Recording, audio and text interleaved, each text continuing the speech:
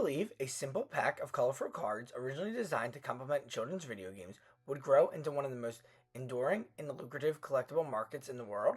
The story of Pokemon begins in 1996 in Japan, where it launched a strategic extension of an already booming franchise. From a business perspective, it was a near perfect execution of brand expansion, taking an existing intellectual property and transforming it into a physical product that encouraged repeat purchases through randomized booster packs. This randomness was not just a gameplay mechanic, it was a revenue engine.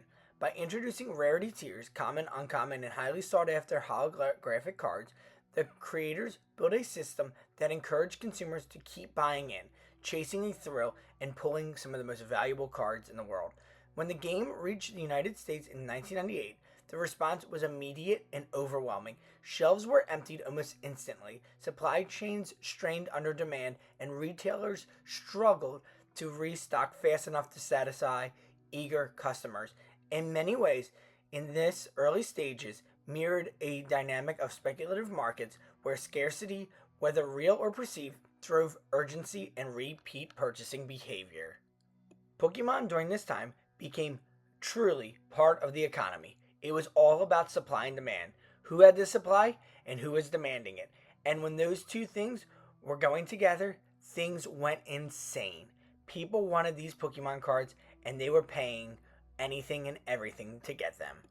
The initial explosion was fueled by more than just clever product design. Pokemon as a brand was everywhere: television, video games, toys, merchandise, and it all reinforced one another. It was a tightly integrated ecosystem. From a business standpoint, this cross platform synergy created a powerful feedback loop. The more popular the brand became, the more valuable the cards felt. And the more valuable the cards felt, the more consumers were engaged with the brands.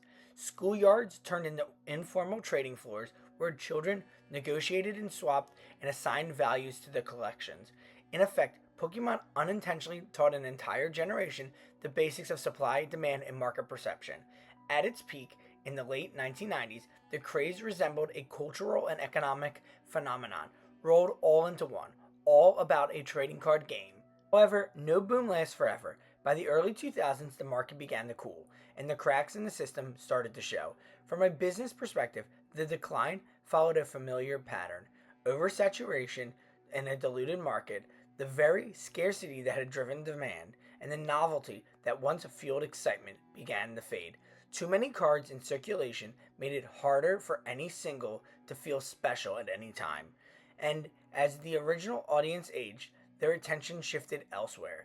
At the same time, new forms of entertainment, particularly the rise of the online consoles and internet gaming, competed with both time and money for these trading card collectors. The trading card market, once red hot, began to settle into a quieter, more niche space. Licensing changes and shifts on distribution further created instability for a period of time.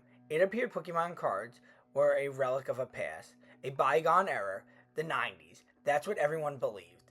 However, things would change. What separates Pokemon from other countless short lived crazes is its ability to endure and adapt. Rather than chasing the unsustainable highs of its early years, the brand shifted towards a long term strategy focused on consistency and global reach. Throughout the 2010s, new card sets continued to be released, each introducing fresh designs and mechanics while maintaining a connection to the original formula. Organized tournaments and competitive play gave the cards renewed purpose beyond just collecting, turning them into tools for skill based competition. This helped stabilize demand by appealing to a dedicated core audience. Even as casual interest fluctuated, from a business perspective, this was a strong period of transition.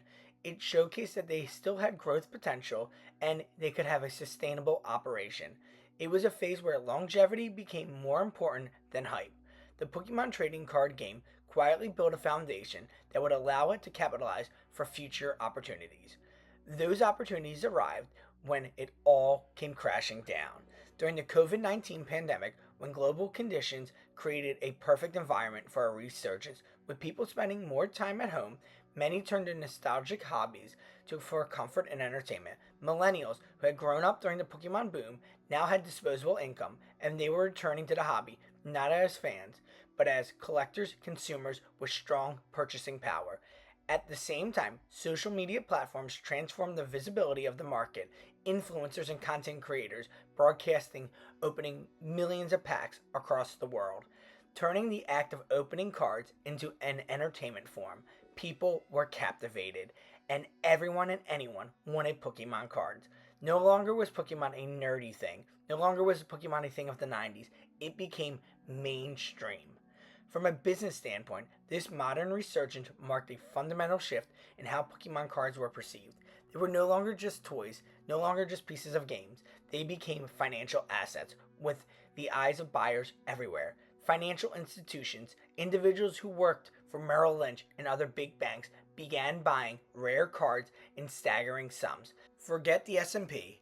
Pokemon cards became parts of people's investment retirement portfolios, something nobody could ever imagine. Today, the Pokemon trading card game operates within a complex multi-layered economic system.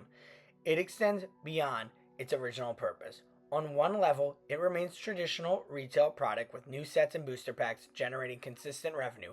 On another level, it functions as a thriving resale market where collectors and investors buy and sell cards based on fluctuating demand. Surrounding these core activities is an entire content-driven economy where live streamers and sellers, YouTubers, TikTokers, all have created online communities to bring awareness and engagement to Pokemon cards. At the same time, the evolution of Pokemon cards into high-value collectibles has introduced new challenges. Issues such as fraud, counterfeiting, and theft have become more and more prominent in the world of Pokemon. Pokemon trading cards have become not just a currency, but a fraudulent currency as well. Ultimately, the business story behind Pokemon is a testament to the power of adaptability and brand strength.